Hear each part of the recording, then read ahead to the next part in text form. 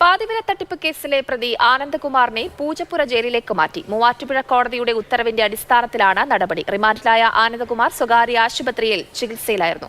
കൂടുതൽ വിവരങ്ങളുമായി ആർ അനന്തകൃഷ്ണൻ ചേരുന്നുണ്ട്. അനന്തൻ, എപ്പോഴായിരുന്നു ഈ ആനന്ദകുമാറിനെ പൂജപ്പുര ജയിലിലേക്ക് മാറ്റിയത്? ജയലക്ഷ്മി, അല്പസമയം മുമ്പാണ് പാതിവില തട്ടിപ്പ് കേസിലെ മുഖ്യപ്രതി ആനന്ദകുമാറിനെ തിരുവനന്തപുരം പൂജപ്പുര ജയിലിലേക്ക് മാറ്റിയത്. ഇന്ന് രാവിലെയാണ് ആനന്ദകുമാർ ചികിത്സയിൽ കഴിഞ്ഞിരുന്ന സ്വകാര്യ ആശുപത്രിയിൽ നിന്ന് ഡിസ്ചാർജ് ചെയ്തത്.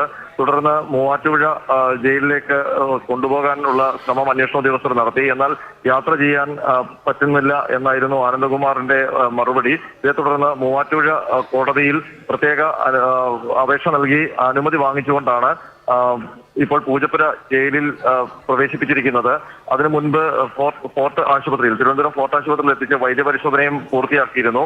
ആനന്ദകുമാറിന്റെ മുൻകൂർ ജാമ്യാപേക്ഷ തിരുവനന്തപുരം കോടതി തള്ളിയതിനെ തുടർന്നാണ് പ്രത്യേക അന്വേഷണ സംഘം ആനന്ദകുമാറിന്റെ കസ്റ്റഡിയിലെടുത്ത് അറസ്റ്റ് രേഖപ്പെടുത്തിയത്.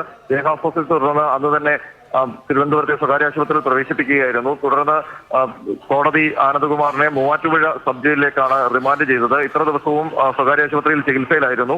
ഇന്നാണ് ഡിസ്ചാർജ് ചെയ്തത്. തുടർന്ന് യാത്ര ചെയ്യാൻ പറ്റുന്നില്ല എന്ന ആനന്ദകുമാറിന്റെ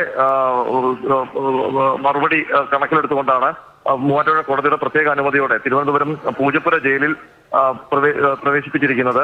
അതിനു മുൻപ് ഡിസ്ചാർജ് ചെയ്ത സമയത്ത് പ്രത്യേക അന്വേഷണ സംഘം മൂവാറ്റുപുഴയ്ക്ക് കൊണ്ടുപോകാൻ ആംബുലൻസ് അടക്കം തയ്യാറാക്കിയിരുന്നു. എന്നാൽ ആനന്ദകുമാർ യാത്ര ചെയ്യാൻ ബുദ്ധിമുട്ടുണ്ട് എന്ന് അറിയിക്കുകയായിരുന്നു. തുടർന്ന് കോടതിയെ സമീപിച്ചാണ് തിരുവനന്തപുരത്തെ പൂജപ്പുര ജയിലിലേക്ക് മാറ്റാനുള്ള അനുമതി അന്വേഷണ സംഘം നേടിയത്. ഏതായാലും പാതിവില തട്ടിപ്പ് കേസുമായി ബന്ധപ്പെട്ട മുഖ്യപ്രതി ആനന്ദകുമാർ ജയിലിലേക്ക്